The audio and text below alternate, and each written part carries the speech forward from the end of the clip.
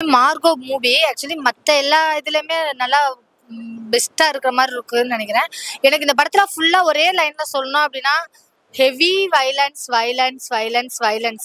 Start அப்ல இருந்து ending வரைக்கும் நான் பார்த்த வரைக்குமே உண்மையிலே இந்த அளவுக்கு வயலன்ஸ் யாராலுமே பண்ண முடியாதுங்கிற அளவுக்கு ரொம்ப மோசமான வயலன்ஸை நான் பார்த்துட்டு வந்தப்போ ஒரு ஃபீல் இருந்தது.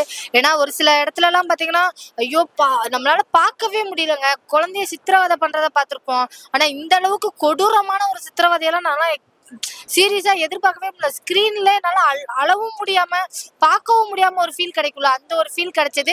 சென்டிமெண்டா ஆக்சுவலி வந்து ஒரு சின்ன ஒரு இது வச்சிருக்காங்க.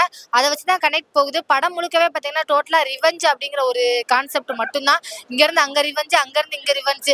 மிருகங்களுக்கு இடையில் நடக்கக்கூடிய ஒரு ரிவெஞ்சை பார்க்கணும் அப்படின்னா மார்கோ பார்க்கலாம். அந்த மாதிரிதான் இருந்தது. கிளைமேக்ஸ்லயுமே பார்த்தீங்கன்னா கிளைமேக்ஸ்லாம் ஐயோ யார் நீ இவ்வளவு வைலன்ஸ் பண்ண முடியுமாடா அப்படிங்கிற அளவுக்கு இருந்தது. ஒரு இடத்துல எல்லாம் அப்படியே கையாலே அந்த இதயத்தை தோண்டி எடுக்கிறதெல்லாம் பாத்தீங்கன்னா டோட்டலா நான் உண்மையை சொல்லணும், ஒரு 2.5 மணி நேரம் ஆபரேஷன் தியேட்டர்ல இருந்துட்டு வந்த மாதிரி இருந்தது. அப்படி ஒரு வைலன்ஸ், இந்த முகம் சுளிக்கிற அளவுக்கு ஒரு வைலன்ஸ் நான் பார்த்த ஒரு ஃபீல் இருந்தது. எனக்கு ஆக்டிங் சொல்ல போனா எல்லாருக்குமே ரொம்ப நல்லா இருந்தது. படத்துல எனக்கு மேக்சிமம் நான் பார்த்த வரைக்குமே நிறைய வைலன்ஸ், இவ்வளவு வைலன்ஸை மட்டும் கொஞ்சம் கம்மி பண்ணியிருந்தா இன்னும் கொஞ்சம் நல்லா பார்த்துருக்கலாமே, நல்லா பண்ணிருக்கலாமோங்கிற ஒரு ஃபீல் கிடைச்சது.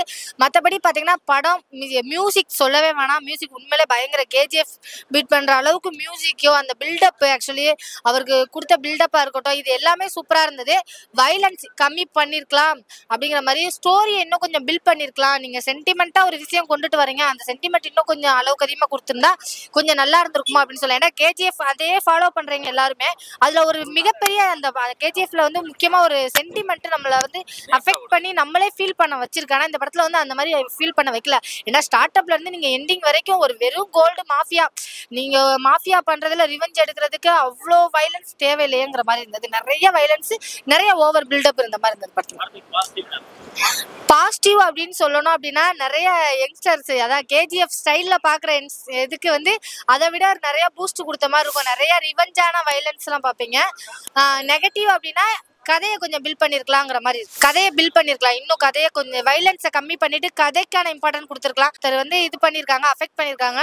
ஆனா அதுக்கு ரிவெஞ்ச் எடுக்கவே வேண்டாண்டா அப்படிங்கிற அளவுக்கு நம்மளே சொல்ற அளவுக்கு தான் இருந்தது அந்த சென்டிமெண்ட். கண்டிப்பா பார்க்க முடியாது ப்ரோ, நொந்து போயிடுவோம்.